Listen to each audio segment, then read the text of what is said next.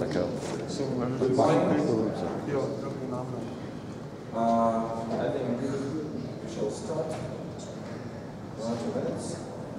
So, let me introduce our first speaker for today, John Mayer, from the Perfect Currency. He is the past president of Zero Population Growth Canada, currently president of the Canadian for a Sustainable Society, and he has measured in real physical units the entire professional and academic life. Please.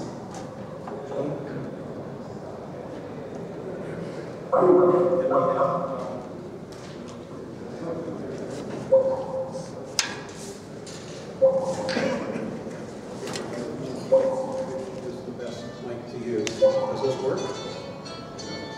No? Oh, just some.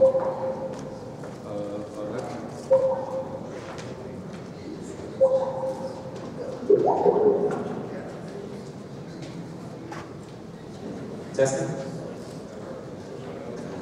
Can you hear in the back?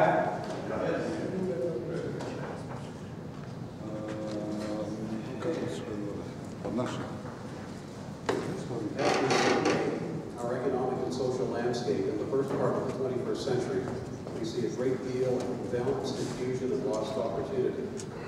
Fiat currencies and the financial banking system built on. Sorry, it's not a word. Not loud enough. Okay, how's it? Okay, right. Okay, all right. The light is shining right in my eyes. Okay, start again. As we survey our economic and social landscape in the first part of the 21st century, we see a great deal of imbalance, confusion, and lost opportunity. Fiat currencies and the financial and banking systems built on them are responsible for a good deal of these large and visible problems. Furthermore, fiat currencies are responsible for obscuring the larger problems with which we should be dealing. Climate change, debt, resource depletion, and scarcity, inequality, and fiscal and trade imbalance are all critical issues which our fiat currency-based systems both mask and exacerbate. Dealing with them should be our true priority, but instead we find ourselves stuck in the mud and fog of finance. In a healthy economic and social system, currency functions as a tool and not as a master. Rather than attempt to pick apart the Gordian knot of fiat currency-based problems, let's discuss today which currency systems have worked in the past and what will work in the future. Historically, most forms of currency have had high intrinsic value: cattle, grain, metal, arrowheads, etc. Effectively, they were a barter system, real goods on both sides of the transaction with no hidden or lingering after effects. For a commodity to serve as a basis of currency, it must have two principal characteristics. It must have widely appreciated value in its market region, and it must be available on a reliable basis. Reliability is what made Egyptian wheat currency function so well for over 1,500 years. The Nile almost always replenished the Egyptian soil in its annual floods, allowing the Egyptian wheat crop to become the most dependable food source in human history. The society endured, and so did its resource base. Here is a table. The first table on here.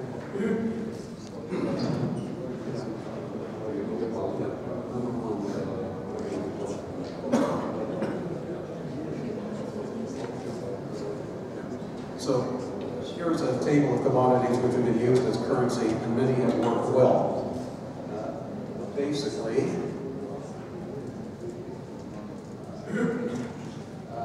high intrinsic value, scientifically definable, i.e. definable by individuals who are expert with them, so knife blades, arrowheads, etc. Lots of experts in the ancient societies. Portability, scalability, can you make very large and very small transactions with it easily, widely valued, defined redemption. In other words, is the transaction dead after you make it to the end user, and that's yes, for knife blades and arrowheads, and long-term stability. So created a bunch of commodities which have been used in the past, some successfully, some not. And I'm not going to spend a lot of time with this speaking about it, but you can take a look. And obviously, different currencies have different strengths and different characteristics. Which currency looks to have been the most successful? The historical record says wheat currency because it lasted for a very long time and a very sophisticated and stable banking system was built around it. On a side note, and being Canadian, seal oil was a contender because it was an excellent medium of exchange, provided heat, light, and high-octane food energy. And it could also be used to waterproof kayaks. No other currency in history has offered that kind of Swiss Army knife practicality. However, the Eskimo or Inuit culture was not a dominant complex culture. I think maybe there were 2,000 Eskimos in the Canadian Arctic at any one time. They didn't have a banking system, so basically the wheat currency that the Egyptians developed into a banking system with the help of the Greeks has to stand as the reference. I believe that the banking system was so sophisticated that it wasn't until the 16th or 17th century Europe the banking system came along that the banking system of the Egyptians was equal. Commodity certificates, exchange between merchants, also worked extremely well. In 18th century Europe, these commodity certificates were written on paper. In ancient Egypt and Assyria, they were inscribed on clay tablets. What made them work? They were defined goods exchanged between experts with a specific redemption time. Hard to beat. Just as cattle and arrowheads would have been exchanged among communities of experts in their time. Precious metals and cowrie shells constituted a hybrid form of currency, a mix of global fiat currency and non-vital but scarce commodities. There's really, a lot of people think that gold is worth something. It really isn't. But it's been such a standby, such a solid currency base that people assume it has high intrinsic value. After a run of several thousand years, gold and silver were replaced by printed fiat currencies, even when they failed to be able to keep up with the scale and complexity of a burgeoning commercial economy. So paper was the alternative for a very large, complex economy. And also, let's be clear, the printing press opened the opportunity for commercial and government fraud on a never-before-dreamed-of scale. Very important. The printing press enriched the people who were printing the money. Printed promises appeared to mark the end of the commodity-based currency era. Yet, despite the current dominance of world finance, the flaws of printed currency, i.e. baseless currency, are all too apparent. Fortunately, an ideal replacement is available. Energy, upon which all other commodities, our economies, and our societies are now based, stands ready to fill the vital role of an ideal currency. Over the past century, it has evolved beyond its embodied forms into pure stocks and flows, which can be applied for any purpose. Energy really has been an identifiable commodity for barely 100 years, yet now it has the scale and the liquidity to meet all of the demands, both present and future, of an advanced currency. Energy is a physical basis for our economies and societies, and it is past time to measure our progress in the commodity which is responsible for it. Energy currency expands on the strengths of wheat currency and commodity certificates. Every bit as much as sea oil for the Eskimos and wheat for the Egyptians, energy sustains the modern human condition. About 25 years ago, I began to work on some means of getting the sustainable society concept across the policy makers in some form other than graphs and charts, and connect the dot arguments. Our approach failed miserably to produce a change from Canada's grow forever mentality. This is the kind of failure which I expect many of you have experienced. Eventually, some blue sky casting about yielded the concept of a movie, a Hollywood blockbuster type. The theme of the movie involved two different humanoid species sharing the same planet. One was a much more advanced and sustainable culture, while the other was an aggressively growing and unsustainable culture. The sustainable culture did things quite a bit differently and better than we currently do. One of the things they did better was a system of economics which valued environmental assets and human development instead of cash flow and consumption. Central to this approach was a monetary system based on energy. Actually, it wasn't based on energy, it simply was energy, period. And the only word for valuation and exchange they had was energy. The word money didn't exist. They used a storage system. Typically, if we can imagine this as a storage system, would hold 100 kilowatt hours.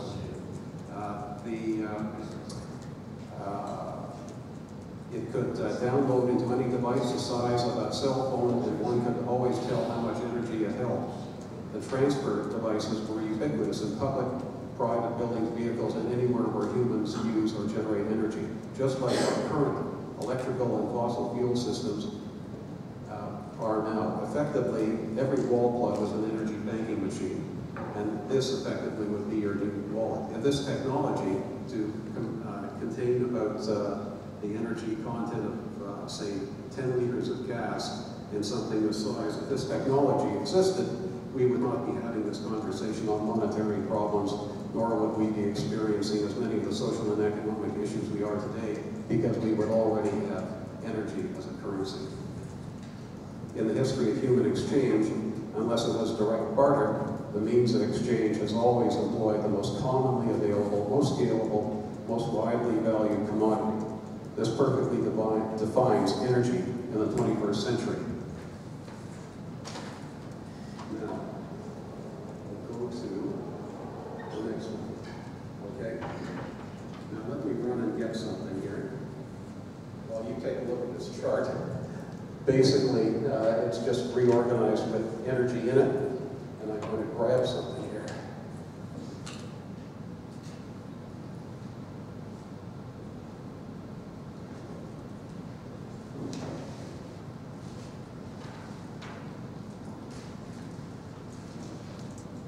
Now, contrast energy, real energy, with, I'm going to hand these out. These are Zimbabwe, $100 billion bank notes. On one side,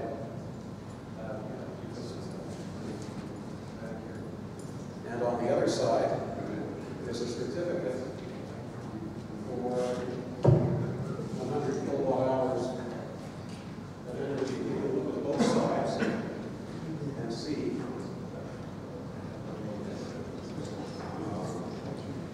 which you would rather have.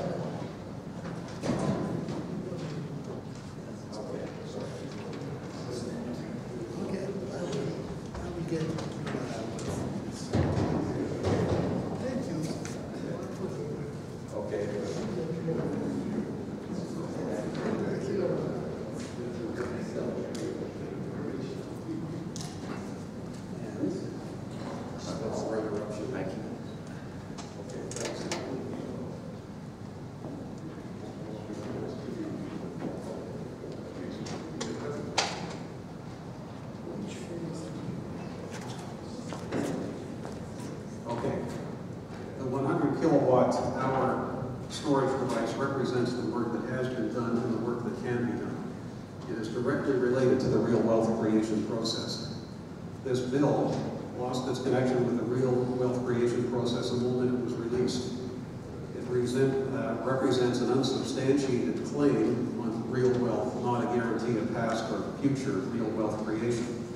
Therefore, what it represents now and what it represents in the future can be very different. When will it be redeemed? How many of its sibling claims are out there relative to how much real wealth? These are questions which absolutely no one can answer. When too many redemption disconnects become evident too quickly, we have a monetary crisis. Another trap of fiat monetization is that it obscures all the workings of the economy. Today's money priests have aggregated the measurement of real wealth creation system beyond any recognition of its actual workings. Economic leaders no longer deal with the structure of the real economy, they deal with flows of money within the commercial economy. Fiat currency systems have gone completely missing on representing and predicting the fundamental physical trends. This makes the understanding and addressing of real-world issues impossible. An economy is not a black box filled with swirling mist, it is a mechanism. For any currency system to be truly effective, it must be able to reveal the fine workings of this mechanism and allow the machine to be structured to pursue the goals with which the larger society has adopted. If policymakers have no clear understanding of the structure of the economy, no clear national goals, they cannot possibly grow or print themselves out of any hole they have dug. Adoption of energy currency will not cure the problem completely, but it will strip away several layers of illusion between policymakers and the economic mechanism for which they are responsible. We need to move to a system where money is real and scientifically definable and used in a way which can be fully monitored and fully understood. If there was anyone on this planet who understands the current monetary system, they have yet to step forward and explain it. That's it. I know you're even more cynical than I am, so that, okay. It is impossible to fix or fine-tune that which one does not understand. An energy-based currency system would be less complex, less prone to corruption, and more manageable. Therefore, it will be more stable, allowing the rest of the productive economy to attain its potential without the destructive cycles inherent in a fiat currency system. They have a name for this as part of market forces, how the market works. They call it creative destruction, but creative destruction simply isn't all that productive.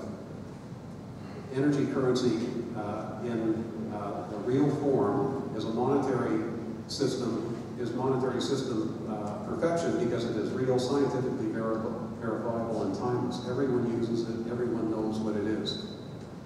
But to take a step back from an idealized solution which does not yet exist on a technical level, what can we do today? How can we take a step towards perfection, or more realistically, from where we are now, in this state, into more shallow mud? I'm proposing that energy currency, or more exactly energy certificates, be used as the reserve currency for international exchange.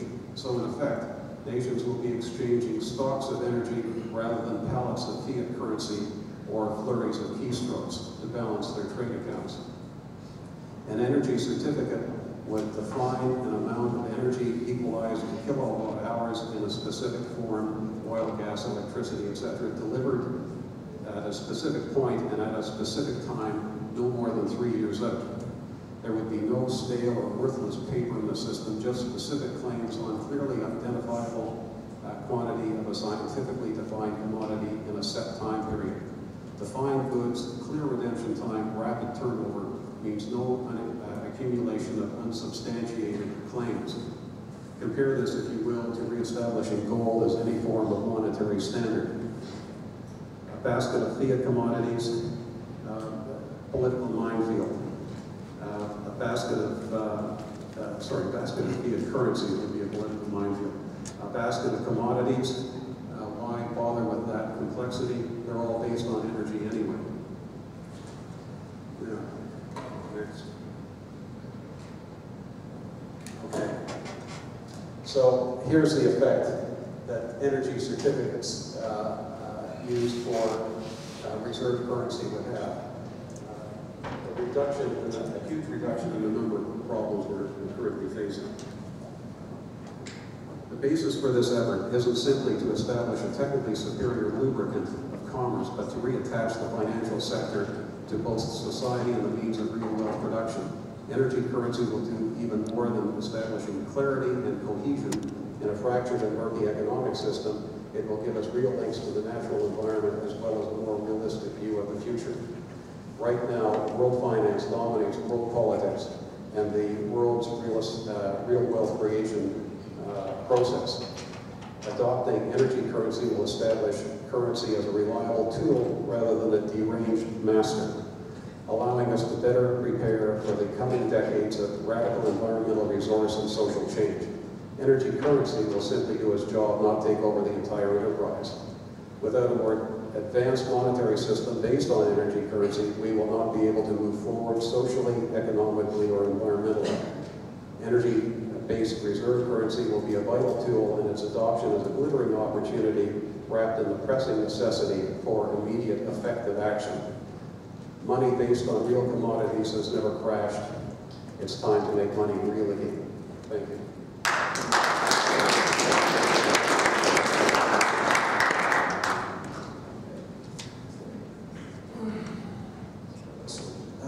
Dear audience, we need to ask you for 2 minutes because actually we need the next participant to be connected via video link.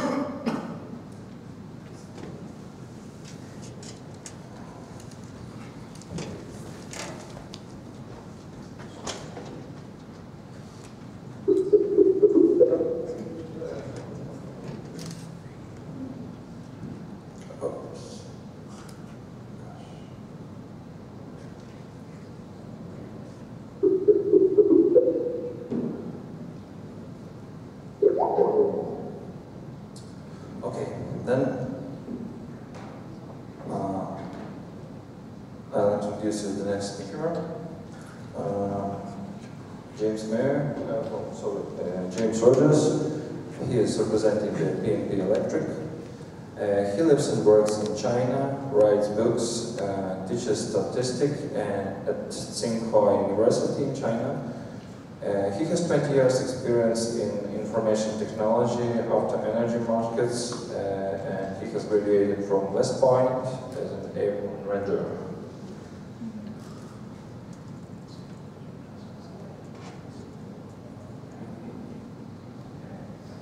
Okay, great. Well,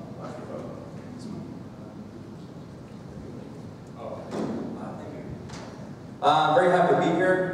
Thank you for inviting me, Harris USF and Maxim. And it's my first time in Croatia, second time in Europe. I'm a typical American, I guess. And but I love it here. It's great. So, and actually, when I saw some of the speakers on the list, Marguerite Kennedy, Sharon Turnbull, and Ellen Brown, and I said, well, I gotta go.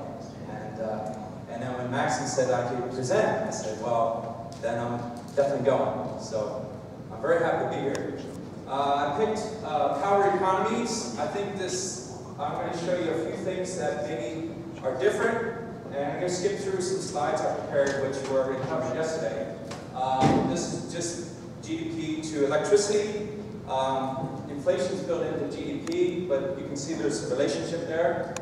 And this is a recent news out of my hometown, and I just pulled this morning. 100,000 people in the United States are out of power for going on like 4 or 5 days.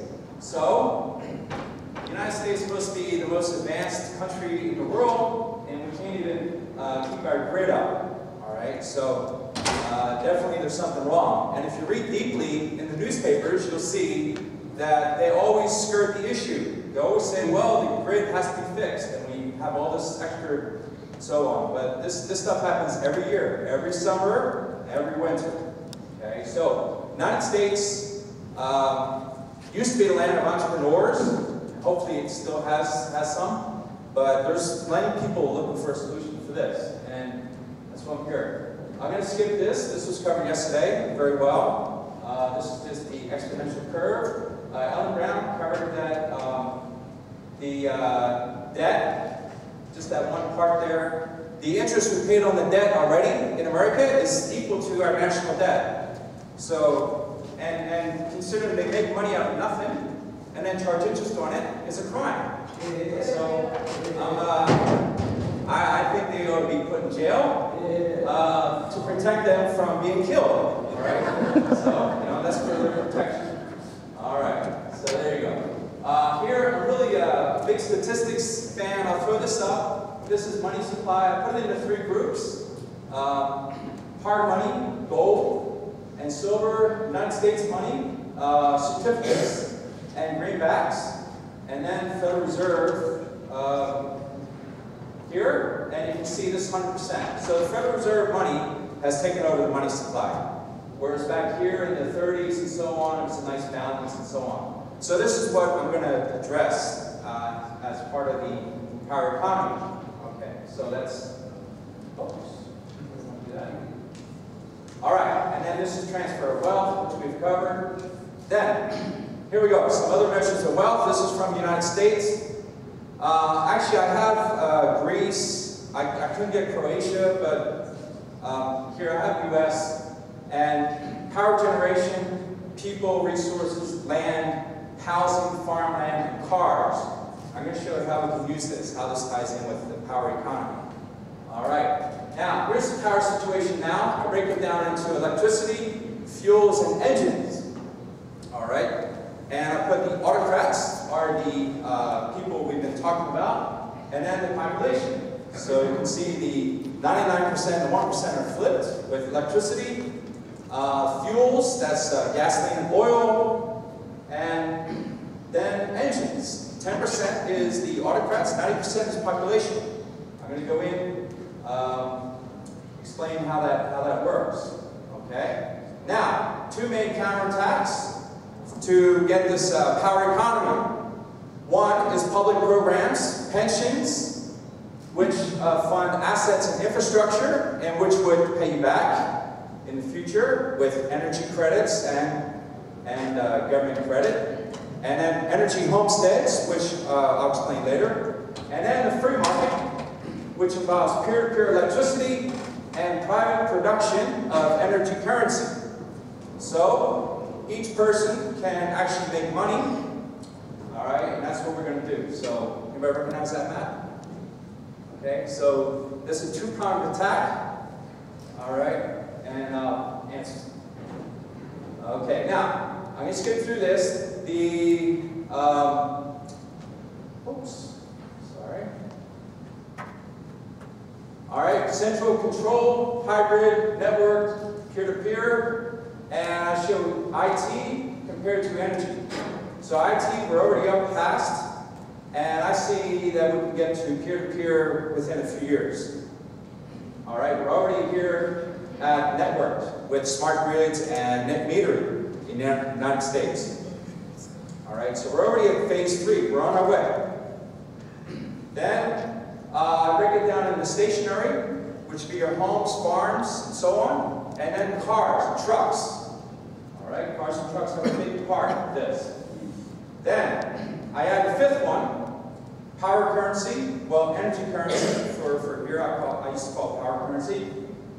And then home-to-home and electric cars exchange back and forth. Okay, now we can go from here, which is the autocrats, to the future. 80% of electricity comes from population, 70% of the fuels come from population, and state engines are the same. Okay? Engines are cars and trucks. That's where the 90%. I'm going to explain that. Fuels are biofuels. Okay? Starch, and so on. All right? Now, local wealth resources. Every state has its own power or resources. They have a power production, population, farmland, homes, cars. Each of these can be networked and used to build a power economy.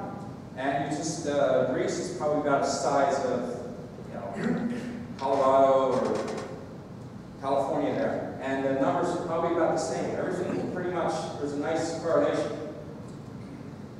All right, now here's how I break down the energy currency, because I really couldn't figure out, because electricity, it's just made and then used.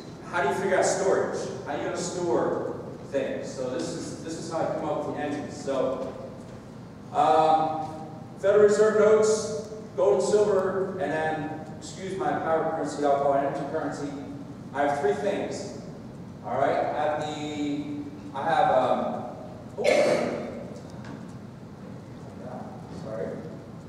engines, fuels, electricity, which I just showed. Engines are like gold that's stuck in the ground or in a bank vault, or it's like an asset which you don't touch but you could use. Fuels are like gold and silver in your pocket. All right, they're just sitting there. And then electricity is the instant it's being spent. All right, so that's how I see it. And then cash transacted being spent so on. So this is how my model works. And here I show oil and gold, showing a relationship between energy and gold in the past. And there's a nice correlation there. Those are both in dollar terms. All right, gold on the right and oil on the left. And then here's electricity versus dollars and gold. There's a green line on both sides, that is the US dollar. And then over here on the right, that's gold. Okay, electricity in terms of gold. It kind of keeps going on that curve. And actually you'll see it goes down. That's technology at work. All right, that's just the basic fundamental of technology. And then here's electricity in terms of food. On the left is gasoline, flour, beef, bacon, apples in terms of dollars being inflated from 1981. And then on the right is everything in terms of electricity. All right, if electricity was the unit of account, then it would be pretty steady. All right, there's some fluctuation, but there it is. So food and electricity, oil, electricity, gold, electricity, they're all pretty steady. All right.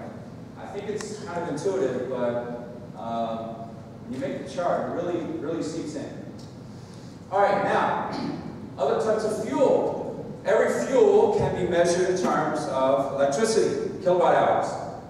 The big one, the big two are gasoline and diesel, and then down here we have ethanol and methanol. And biodiesel and diesel are about the same, but everything is locked in. So, you want to buy a gallon of gasoline, and you have energy currency, you would spend perhaps 36 kilowatt hours worth. You're at the gas station, and you transfer that over. And then they would use that as gasoline, and then they would swap that out. Okay, so then that expands the energy currency into the fuels. And then every fuel has its thing.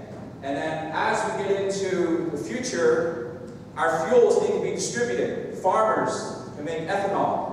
All right, we don't need to rely on big oil.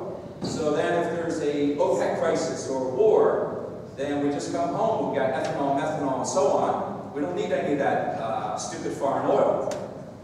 Okay, we can make our own. So that's why we bring our car back into the population. All right, here's the US dollars in history. And in terms of gold grains and silver grains, this is 1792 until the 1900s. But this is 1792, as of. Then you see, gold very specific. $1 was a silver, or $1 was silver. It was not gold. All right, gold was equals back then. So everything was measured in silver. For various reasons. Now, here's how I take that same thing, all right, and then I call them volts and zaps. All right, so a volt would be 100 zaps. A zap is $1 or 1, and then I put a little bit of gold and silver into, because in America that there's a constraint on money that no state can issue money unless it's gold and silver. But it doesn't say how much gold and silver, so they could issue like a nice big coin worth, say, 1 gigawatt, all right, or 100 megawatts, and they could put 1 grain of gold in it, and I think that would fly. All right, the states could do that. States meaning California, New York, and so on. So probably when I go back through customs in America, you'll see this. They might stop. The federal government won't like that. Okay? They want to keep that power. If the states ever issue money, like 50 states could all issue energy-backed money, and then they can compete. That would be very interesting. And if Ellen Brown, I think she would really come up with some cool scenarios. If she's all right. So there you go. And then the energy, of course. The energy, 1 megawatt is a volt. Okay. And we can put like Zeus on it. So, and then here's the economy. This refers back, all right, basically the economy rules. Now, all right, I'm going to fly through. This is the stats for the electricity power production in the US, and then I'll talk about cars. How many cars per hour? Now look at this. This is down here at the bottom, is the electricity power production in the United States. Then this is cars and trucks. Now, I take all the horsepower of cars and trucks, and if we can figure out a way to put a device on them to convert that into kilowatts, and then connect cars to homes and network to each other, then we've got this. All right, and that's, now you can say the same about home energy devices and so on. The power production of the economy can grow like this. And a country like Greece could just, if they could figure a technical solution, which I'm working on, but I probably won't be able to do it, then they can do it. All right, so vehicle to grid, there's the University of Maryland Delaware model, which is based on batteries. Then we have this thing in Viper, which is in the US military, Korean military, probably in NATO. And it's a vehicle can get 8,500 watts, or 8.5 kilowatts per vehicle. And one vehicle can support maybe like this building, okay? Light up this whole building, one vehicle. They've got all the electronics worked in. So they've got the technology, all right? And there's a company called Oro Systems that makes this. And by the way, the patent comes off patent in about 3 years. So this was invented 17 years ago, this technology. And this new product's for remote, 400 watts per vehicle in stores now, and then Michelin wheels. All right, so let me show you some of these. This is the technology I just talked about. It can make 8,500 watts with these type of vehicles you can install. All right, here's the powertrain. This is the 400 watt that you can buy off the shelf now. And then here's the Michelin wheel. And in Japan, they have a wheel like this. This can actually put out about 25 kilowatts, which is a lot. Okay, and so this is some of the technology already invented. Oh, I'll give you these slides. These are things in China. You see these little wheel hubs? This is based on the same concept I just showed you. So you'll see there's probably 100 million of these on the road now in China. All right, little bikes and electric bikes, and soon will be all the electric cars. We'll have this. All right, and then this one I'm going to show this. My secretary made this up. I said, go make something up based on this book. And she came up with a truck stop, where it's just like a virtual power plant. So my secretary is like 25 years old from Sichuan. Very, very nice, and she made this up. So I think once you lay this out, anyone can make up these scenarios. I know. And there's a truck. Here's V2G and peak loads. Okay, so overnight the car will load up, and then at the peak they can disperse. This is you've probably seen this before. Now, transactions. This is a very simple one. Home, producer to home. Here we have a distributor in the middle. Then we have more distributor and networking. This is peer-to-peer. Here's the smart meters. These smart meters cost about $50 US to make. And then the card, probably everything together, can be about 60 or 70 US dollars. And with software. Then here's a transaction system, more and more. And then just more and more, all right? And then a lot of people can participate. We have the energy producers. All these numbers are arbitrary. I gave 77% to the producer.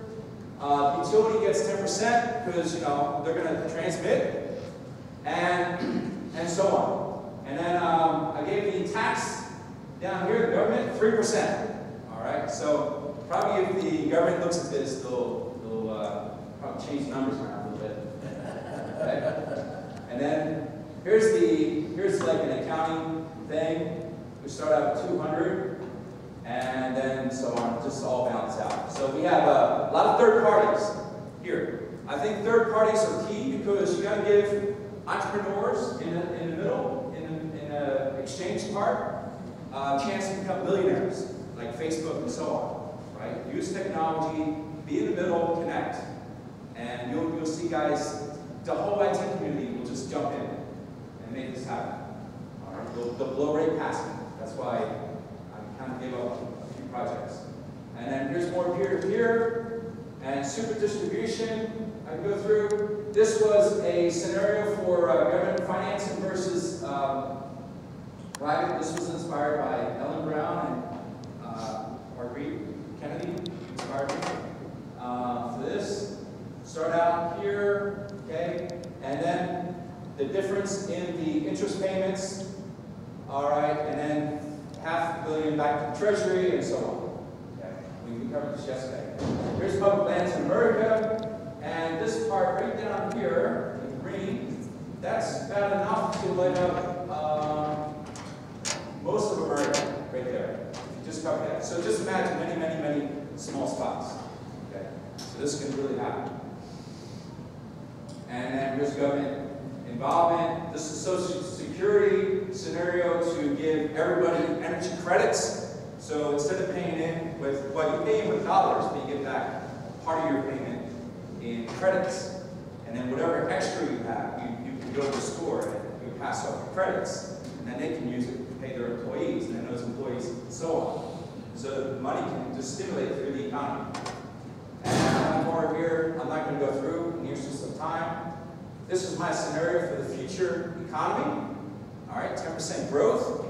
This is the same growth as China's has right now. And then here's my scenario for power currency, government money, and debt by 2050, our energy currency. And then here's money supply. This is my last. Here I show that this is based on the chart.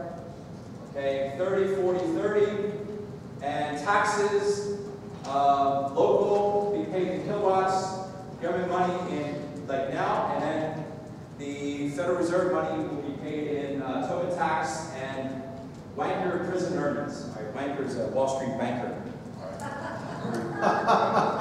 Okay, so, and then any shortfall paying off the debt, you just print more money. Okay, of this type of money. Not the real money. Okay, so that's my solution, which will probably get me in trouble back home. All right, this is Sierra Leone. We're doing something in Sierra Leone. Oh, let me show you here. And I have a few books. This is peer-to-peer electricity. I wrote this with a friend from State Grid Corps. And then this power currency, which I wrote here. I give everybody in this room a free ebook. All right. If you're not in this room, you got to buy it. All right. If you're in the other room, you have to buy it. I'll give everybody. Okay. Then I just want to show this is a small battery bank. Then this is what we're doing for Africa. We have this is 2 watts. Okay. And then people in Africa. So nice light at night. And this will go through the night. Okay. Then for the homes, I have a thing here. This is 5 watts, only 5 watts. And I brought this device. This is all-in-one. This is a battery and all the electronics involved. So you just plug this in. Okay, you plug this in here. And then you've got, in this case, you have lights. Okay? And you just turn on. All right? So, in Africa, right, they don't have the grid. So, for them, you know, this is a little bit expensive, but actually, considering the alternative, they have to go to town, they have to burn fuel, kerosene. This is not bad. And then, for you guys big into population control, all right,